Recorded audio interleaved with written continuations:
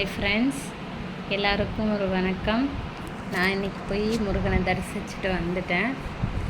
எத்தனை பேர் தரிசிச்சிங்கன்னு தெரியாது. நீங்கள் எல்லோரும் நல்லா இருக்கணும். நான் கடவுள்கிட்ட வேண்டிக்கிட்டேன். யாருக்கு என்ன வேணுமோ அந்த முருகன் அருளால் கண்டிப்பாக கிடைக்கும் ஃப்ரெண்ட்ஸ்.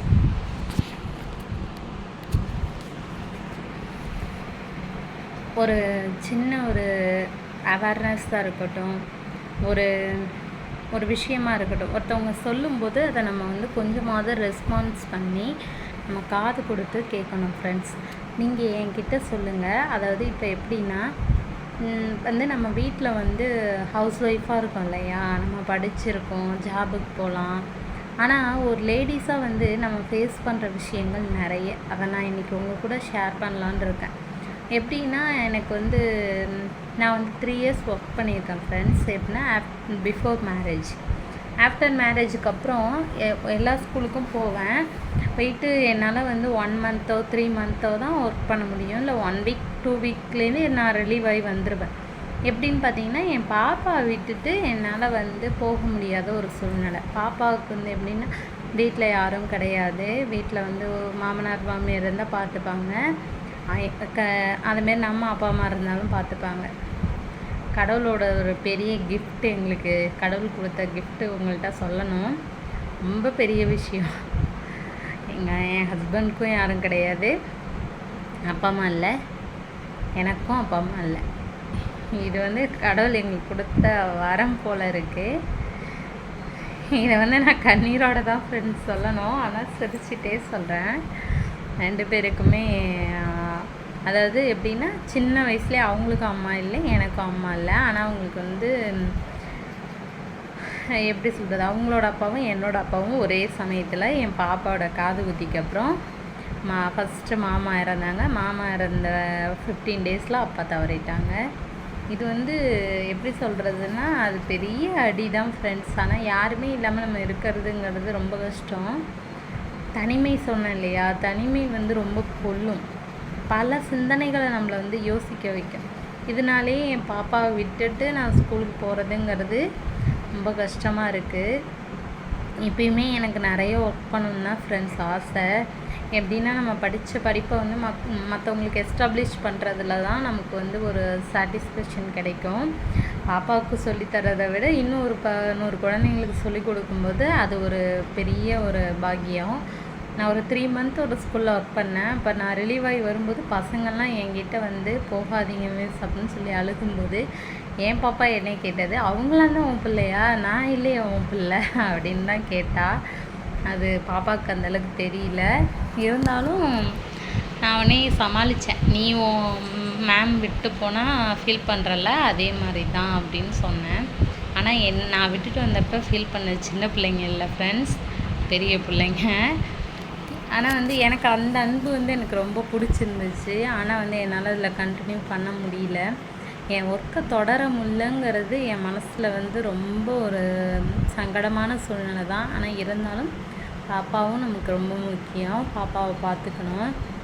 ஏன்னா அவங்க 4 or 4:30க்கு ஸ்கூலை விட்டு வராங்கன்னா வீட்டுக்கு வந்துடுறா அப்படின்னா கண்டிப்பாக யாரோ ஒருத்தர் நம்ம வீட்டில் இருக்கணும். இது நிறைய பேர் ஃபேஸ் பண்ணுற விஷயங்களாக கூட இருக்கலாம். ஒர்க் பண்ணுற லேடிஸ்க்கு இது ஒரு சவால்னே வச்சிங்களேன். என் ஹஸ்பண்ட் கூட கேட்பாங்க, நிறைய பேர் ஒர்க் பண்ணுறாங்க, பிள்ளைங்களாம் 2 பிள்ளைங்களாம் இருக்காங்க, அனுப்பிட்டு ஒர்க் பண்ணுறாங்க அப்படிங்கிறாங்க. ஆனால் என்னோடய நிலைமை யாருக்கும் வரக்கூடாது ஃப்ரெண்ட்ஸ். எனக்கு எப்படின்னா, எனக்கு கிடைக்கிற ஜாப் +1 +2 கிடைக்குது, இல்லை 10th கிடைக்குது. அப்படி பார்த்தீங்கன்னாக்கா நான் 6:30 5:30 5:45 6 o'clock வரைக்கும் நான் ஒர்க் பண்ணுற மாதிரி இருக்குது. மார்னிங் ஸ்டடி போகிற மாதிரி இருக்குது. இந்த 2 டைமும் கொஞ்சம் லேட்டாக இருக்கிறதுனால என்னால் அங்கே பிக்கப்பாக இருக்க முடியல. அது ஒரு பெரிய மைனஸ். பாப்பா கொஞ்சம் வளர்ந்தா போகலாம் அப்படிங்கிற ஒரு இது இருந்தாலும், எத்தனை பேர் தன்னுடைய வேலையை நேசிச்சிருக்கீங்கன்னு எனக்கு தெரில. நான் என்னோடய ஜாபை ரொம்ப, என்னோடய கரியரை அளவுக்கு மீறி நேசிக்கிறேன். ஆனால் அந்த கரியரோட வாய்ப்பு எனக்கு கிடைக்கும் போதெல்லாம் நான் கூட பாப்பாட்ட சொல்லுவேன், உனக்காக அம்மா ஜாபை விட்டுட்டு வந்துட்டேன்டா அப்படின்னு சொல்லும்போது ஆனால் எனக்கு ஒரு விதத்தில் சந்தோஷமாக இருக்கும் ஃப்ரெண்ட்ஸ். நம்ம குழந்தைய நம்ம பார்த்துக்குறோம், கூடவே இருந்து பார்த்துக்குறோம். அந்த சான்ஸ் வந்து எத்தனை அப்பா அம்மாவுக்கு கிடைக்குதுன்னு தெரில. அது எனக்கு கிடச்சிருக்குன்னு நினச்சி நான் சந்தோஷப்பட்டுக்கிறேன், அவ்வளோதான். அது இப்போ என்ன சொன்னேன்னா, தனிமை கொள்ளுன்னு சொன்னேன் இல்லையா? அந்த தனியாக இருக்கும்ல, அப்போ வந்து நமக்கு வந்து நிறைய சிந்தனைகள் வரும். நீங்கள் சொல்லலாம் கிராஃப்ட்டு நிறைய கூடலாம் பின்னுவேன் ஃப்ரெண்ட்ஸ். கூடலாம் நிறைய வீட்டில் போடுவேன். ஆனால் என்ன தான் டைமிங் போனாலும் நமக்கு வந்து நம்மளுடைய சிந்தனைகள் வந்து ஒரு மாதிரி டயர்டாகிடும் நம்மளை. அது வந்து ரொம்ப கொடுமைங்கிறது நான் சொல்கிறது உங்களுக்கு புரியும்னு நினைக்கிறேன். எப்படின்னா அந்த 4 செவுத்தை தான் ஃப்ரெண்ட்ஸ் நான் சுற்றி வரேன். டெய்லி என்னோடய லைஃப் வந்து ரொட்டீனாக என் வீட்டுக்குள்ளே தான் இருக்குது. டிவி கூட பார்க்க மாட்டேன். மொபைல் கொஞ்சம் வந்து இப்போ யூடியூப் ஸ்டார்ட் பண்ணதுலேருந்து மொபைலில் ஏதாவது எடிட் பண்ணுவோம், ஷார்ட்ஸ் போடுவோம் அப்படின்னு தோணும். மற்றபடி வந்து மொபைலையும் ரொம்ப நேரம் பார்க்குறது எனக்கு ஹெல்த்துக்கு ஒத்துக்காது அப்படிங்கிறதுக்காக வச்சுடுவேன். ஆனால் வந்து இதெல்லாம் வந்து நான் யோசித்தே பாதி நாட்கள் எனக்கு வந்து கஷ்டமாக தான் நகர்ந்துருக்கு. எத்தனை பேருக்கு இது மாதிரி அனுபவம் இருக்குதுன்னு என் கூட ஷேர் பண்ணுங்கள். ஆனால் நம்ம ஒன்றே ஒன்று மட்டும் புரிஞ்சுக்கணும் ஃப்ரெண்ட்ஸ். நான் வந்து என்னோடய ஜாபை வந்து ரொம்ப நேசிக்கிறேன், அது உண்மை. ஆனால் வந்து அதை வந்து யாருக்காக சாக்ரிஃபைஸ் பண்ணியிருக்கேன் அந்த இடத்துல அப்படின்னு பார்த்தீங்கன்னா, என்னுடைய பாப்பாவுக்காக. ஏன்னா குழந்த வந்து நமக்கு ரொம்ப முக்கியம் இல்லையா? நம்ம ஜாபும் முக்கியம், குழந்தையும் முக்கியம். ஆனால் வந்து குழந்தைக்காக நம்ம வந்து அதை எப்படின்னா அவளை நீங்களே நினச்சி பாருங்களேன். 4:30க்கு வர குழந்த வந்து ஒரு ஓப்பன் பண்ணிவிட்டு உள்ளே இருக்கணும். நம்ம ஏதாவது ஸ்நாக்ஸ் வச்சுருக்கோன்னா அதை சாப்பிட்ணும். அம்மா வர வரைக்கும் வெயிட் பண்ணணும். அவளுக்கு ஹோம்ஒர்க்கில் டவுட் வந்து அதை யார் சொல்லி கொடுப்பா அப்படிலாம் நமக்கு தோணும். அதுக்கு நம்மளே இருந்து பார்த்துக்கிட்டால் போதும். என் ஹஸ்பண்ட் அடிக்கடி சொல்கிறது, உனக்கு எங்கே போனாலும் செட் ஆகாது, உனக்கு ஜாபுக்கும் உனக்கும் பொருத்தமே கிடையாது, நீ எதுக்கு ஜாபுக்கு போகிற அப்படின்னு தான் கேட்பாங்க. அப்புறம் இப்படி சொல்லுவாங்க, உன்னோட விருப்பம்ப்பா, நீ போகிறதுனா போயிட்டு வா அப்படிங்குவாங்க. ஆனால் வந்து நான் வந்து கண்டிப்பாக பாப்பா வந்து ஃபீல் பண்ணுவானே தான் இத்தனை வருஷத்தை ஓட்டிட்டேன். எனக்கு ரொம்ப அது வந்து பாப்பாவுக்கும் 8 இயர்ஸ் ஆக போகுது. எப்போ பாப்பாவுக்கு கொஞ்சம் விவரம் தெரியும், நம்ம கரியரில் அடி எடுத்து வைக்கலாம் அப்படிங்கிற ஆசை இன்னமும் கனவு உள்ளுக்குள்ளே தான் இருக்குது. ஒரு நாள் விடியும்னு நினைக்கிறேன் ஃப்ரெண்ட்ஸ். கண்டிப்பாக கவர்மெண்ட் ஜாப்லாம் அட்டன் பண்ணுங்கள். நான் அட்டன் பண்ணிகிட்டே தான் இருக்கேன். இந்த தடவை கூட 11,000 ரேங்க்கில் வந்தேன். ஆனால் என்னோடய கட் ஆஃப் வந்து பார்த்திங்கன்னா கோட்டா வைஸில் பின்னாடி தான் இருக்குது, போக முடியல. இருந்தாலும் இத்தனை தடையும் நான் வந்து தோல்வினா வேலைக்கு போகாத ஒரு தோல்வியை தான் சந்திச்சிருக்கேனே தவிர, பாஸ் இல்லை, உன்னோட மார்க் கம்மி இல்லை அப்படிங்கிற அளவுக்கு நான் இல்லை ஃப்ரெண்ட்ஸ். அதிலலாம் வந்து பார்த்திங்கன்னா நான் படிக்காமலே என்னுடைய இதில் வந்து எப்பொழுதுமே வந்து எனக்கு தமிழ் சப்ஜெக்ட் ரொம்ப பிடிக்கும் அப்படிங்கிறதுனால ஓரளவு அது மேலே கொண்டு வந்துடுவேன். மற்றபடி இன்னும் நான் வந்து வீட்டிலேருந்து நான் ஆன்லைன்லேயும் படித்தேன் ஃப்ரெண்ட்ஸ். ஆனால் ஆன்லைன்லாம் நமக்கு செட் ஆகாது ஃப்ரெண்ட்ஸ். நேராக போயிட்டு நம்ம ஃபேமிலி எல்லோரையும் விட்டுட்டு போகிறத விட நம்ம டெய்லியுமே போயிட்டு நம்ம ஒரு 3 hours 4 hours ஸ்பெண்ட் பண்ணி படிக்கும்போது அது கண்டிப்பாக நம்ம மைண்டில் செட் ஆகும். ஆனால் எனக்கு அதுலேயும் பாருங்களேன் கொடுத்து வைக்கல. அப்படி போய் படிக்கிறதுக்கும் கொடுத்து வைக்கல ஃப்ரெண்ட்ஸ். என்னோடய ஹெல்த் இஷ்யூனால என்னால் காலை ரொம்ப நேரம் தொங்க போட்டு உட்கார முடியல, கால் வீங்கிடுது. அதனாலே முக்கால்வாசி நான் போகிறத அவாய்ட் பண்ணிட்டேன்.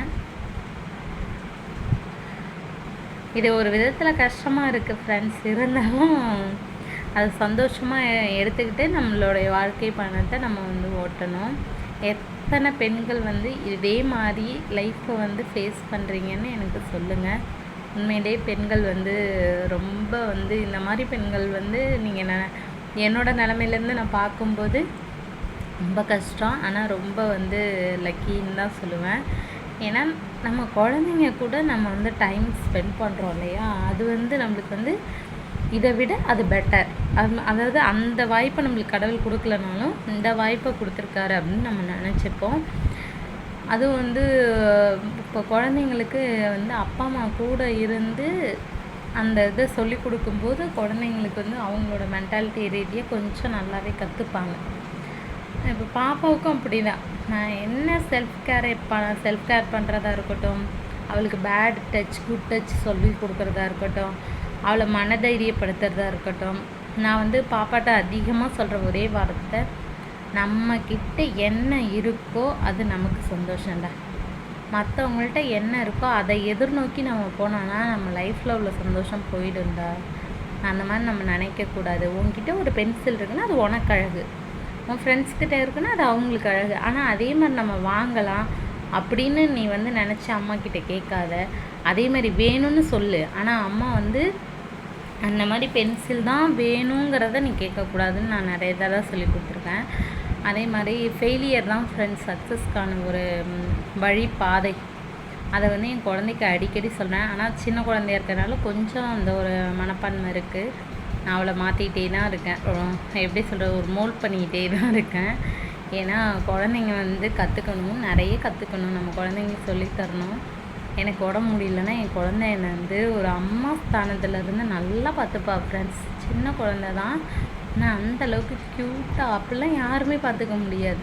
எனக்கு உடம்பு சரியில்லைன்னா என்னை டிஸ்டர்ப் பண்ணவே மாட்டாள். ஒரு வெசல்ஸ் விலைக்கு வைக்கிறதா இருக்கட்டும், கோலம் போடுறதா இருக்கட்டும், வாசல்லாம் கூட்டுறதா இருக்கட்டும், என் குழந்த மாதிரி கிடைக்கவே கிடைக்காது. அது உண்மையிலேயே வந்து கடவுள் எனக்கு ஒரு பெரிய கிஃப்ட் அதுதான் கொடுத்துருக்காரு. என் கூட யாரும் இல்லைனாலும் என்னை பார்த்துக்க ஒரு அப்பா அம்மா ஸ்தானத்துலேருந்து அவள் தான் பார்த்துக்கிறா. ஆனால் அவளை வந்து கோபத்தில் நம்ம ஏதாவது சொல்லி கொடுக்கும்போது தப்பு செஞ்சால் அடிப்போம் ஃப்ரெண்ட்ஸ். குழந்தைங்கள வந்து நம்ம அடிக்கலை அப்படின்னா, அதாவது தப்பு செய்யும்போது அவங்கள கண்டிக்கலை அப்படின்னா அது மிகப்பெரிய தப்பாயிடும். அதுக்காக நான் அவளை வந்து கண்டிஷன் பண்ணியிருக்கேன். அது வந்து எனக்காக இல்லை ஃப்ரெண்ட்ஸ், அவள் லைஃப் நல்லா இருக்கணுங்கிறதுக்காக தான். அதே மாதிரி உங்கள் குழந்தைங்களையும் அன்போடு கண்டித்து நல்ல விதமாக வளருங்க. அதை மாதிரி இந்த தனிமை லைஃப் சொன்னேன் இல்லையா, அதை எத்தனை பேர் ஃபேஸ் பண்ணியிருக்கீங்கன்னு கமெண்ட் பண்ணுங்கள். இல்லை எத்தனை பேர் என்ன மாதிரி ஜாபை நேசிச்சுட்டு போக முடியாமல் ஹவுஸ் ஒய்ஃபாக இருக்கீங்கன்னு சொல்லுங்கள் ஃப்ரெண்ட்ஸ். எத்தனை பேருக்கு என்ன மாதிரி ஆதங்கம் இருக்கணும் ஷேர் பண்ணுங்கள். ஆனால் நம்ம மகிழ்வோடு அதை ஏற்றுப்போம் ஃப்ரெண்ட்ஸ், அவ்வளோதான். இப்போ கூட ரொம்ப ஒரு எப்படி சொல்கிறது, அவ்வளோ ஆசையாக இருக்குது போயிட்டு ஒர்க் பண்ணணுன்னு. ஜாப்லாம் ரெடியாக இருக்குது, பட் ஆனால் போக முடியாத சூழ்நிலை. இதை கண்டிப்பாக என் கூட ஷேர் பண்ணுங்கள். அது வரைக்கும் உங்கள் ஜானு, பாய்.